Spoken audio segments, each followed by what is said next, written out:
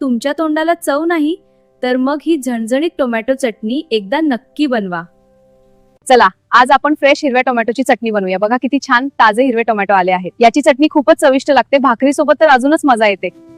आता आपण टोमॅटो आणि हिरव्या मिरच्या स्वच्छ पाण्याने धुवून घेऊया। भाज्या पाण्याने धुतल्यामुळे त्यावरील माती, धूळ आणि जंतू निघून जात। भाज्या स्वच्छ होतात आणि खाण्यास सुरक्षित होतात। आता लोखंडी तव्यावर आपण ग्रीन टोमॅटो, हिरव्या मिरच्या, कोथिंबीर आणि लसणाचा पाकळ्या घालूया। त्यावर थोडंसं तेल टाकून हे सगळं हलकं परतून घेऊया, म्हणजे चटणीला खूप छान चव येईल। टोमॅटो, मिरच्या आणि लसूण छान भाजून झाले आहेत। आता हे सगळं आपण सिलबट्ट्यावर ठेवून बारीक वाटून घेऊया।